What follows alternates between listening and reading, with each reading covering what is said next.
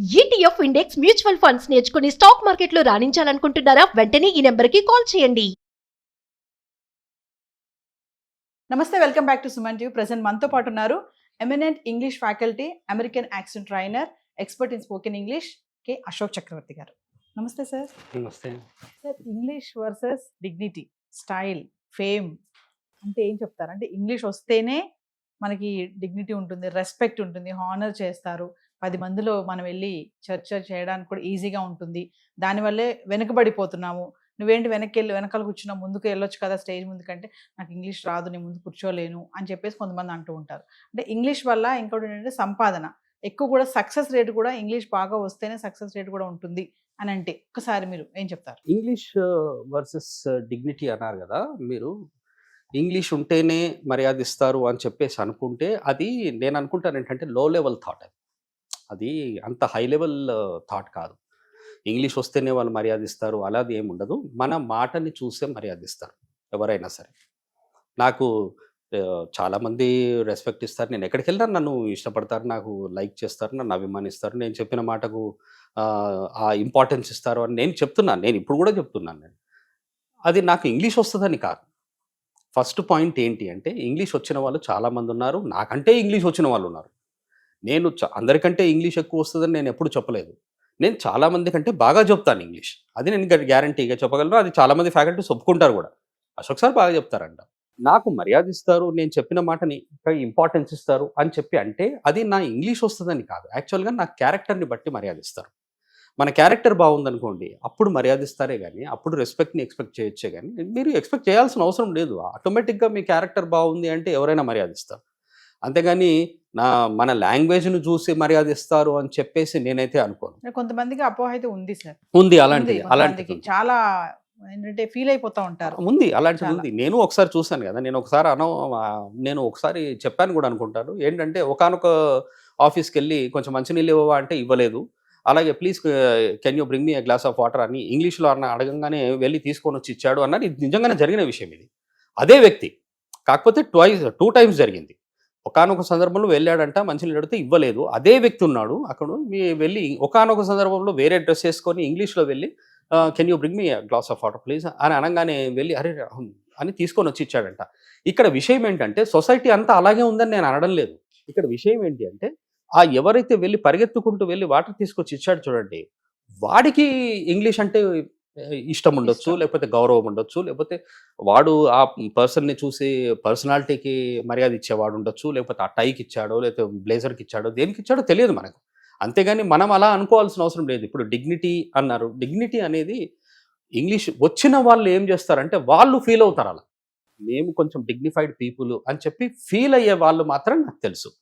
English వస్తుంది కదా, నాతో పాటు టీచ్ చేసే వాళ్ళు చాలామంది ఉంటారు కదా, నాతో అనే మాటలు చెప్తున్నాను నేను. చాలామంది ఏమంటారంటే, సార్ మీకు ఇంత ఇంగ్లీష్ వస్తుంది కదా, మీరు ఎవరితో కూడా కొంచెము అంటే ఈగోగా మాట్లాడరు, మీరు సుపీరియారిటీ ఫీల్తో మాట్లాడరు, మీరు అందరితో బాగా నవ్వుతూ మాట్లాడతారు, అసలు అనిపించదు మీకు అంత ఇంగ్లీష్ వస్తుంది అని చెప్పేసి. కానీ వేరే వాళ్ళు ఏమంటారంటే కొంచెం ఇంగ్లీష్ వచ్చినా కూడా వాళ్ళు ఏంటో సార్ ఎవరితో మాట్లాడారు, ఏం లేదు, మాకు ఏదో ఇంగ్లీష్ వస్తుంది అన్నట్టు అనుకుంటారు. అలా ఎందుకు అనుకుంటారు అన్నాను. అంటే నేను అన్నాను, అది నాకు తెలియదు ఆ విషయం. వాళ్ళు ఎందుకు అనుకుంటారు అలా, ఇంగ్లీష్ వస్తే చాలా ప్రైడ్గా ఫీల్ అవుతారు అది అని అన్నారు అనుకోండి, అది వాళ్ళ ప్రాబ్లం అది.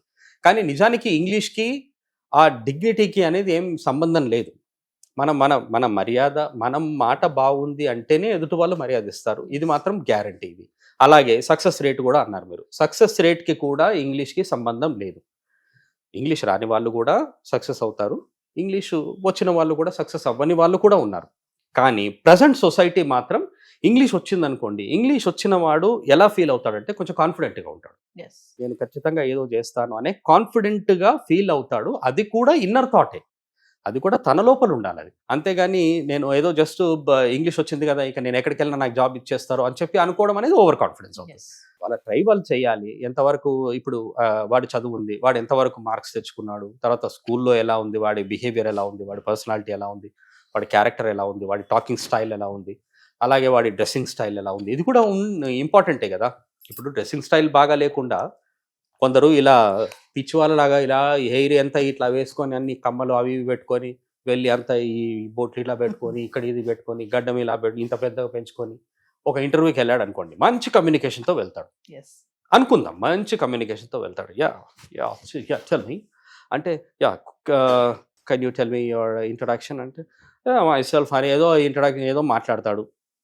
కానీ అవతారం ఎలా ఉంటుంది? ఇంత పెద్ద గడ్డం ఉంటుంది, పెద్ద మీసాలు ఉంటాయి, ఈ హెయిర్ ఇక్కడ దాకా ఉంటుంది, ఈ కమ్మలు అలా పెట్టుకుంటారు. మీరు చెప్పండి, జాబ్ ఇస్తారా వారికి? No. లేకపోతే మీరే ఒక ఆఫీస్ పెట్టండి, లోపల క్యాబిన్లో కూర్చున్నారు, మీరు సీసీ కెమెరాలో చూస్తున్నారు ఎవరెవరు వచ్చారని. ఒకానొకడు వచ్చాడు, గడ్డం పెట్టుకొని వచ్చాడు, పెద్ద మీసాలు పెట్టుకొని ఇంత పెద్ద బొట్టు పెట్టుకొని వచ్చాడు. తర్వాత ఈ కమ్మలు హెయిర్ ఇలా పెట్టుకొని వచ్చాడు, వచ్చి కూర్చున్నాడు. అలాగే కట్టుకోవడం కూడా ఏం కట్టుకున్నాడు? బ్లేజర్ వేసుకొని రాలేదు, ఒక వైట్ షర్ట్ వేసుకొని వచ్చాడు, ఒక లుంగి కట్టుకొని వచ్చాడు, లేదా ఒక ధోతి కట్టుకొని వచ్చాడు అనుకుందాం, స్లిప్పర్స్ వేసుకొని. లాంగ్వేజ్ బాగుంది. మీరు చెప్పండి, లోపల నుండి చూస్తున్నారు, మీరు సీసీ కెమెరాలో చూస్తున్నారు, you are the managing director of that company and you wanted to interview all the people. Many people have come there and they are all sitting in the waiting hall and you are looking at the people there. Okay. అని చూస్తున్నారు, ఆ person కనిపించాడు మీకు. మీరు అంటారా ఆ పర్సన్ని పంపించండి ఇంటర్వ్యూ చేస్తా అని? No. అన్నారు. ఎక్కడ ఫెయిల్ అయ్యాడు?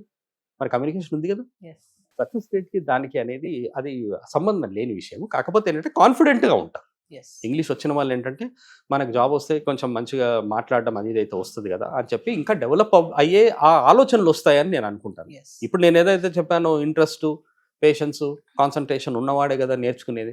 మరి అలా నేర్చుకున్నారంటే ఇవన్నీ ఉన్నట్టే కదా. ఎస్ అలాంటి వాడే ఏదైనా చేయాలనుకుంటాను అనమాట. Thank you sir.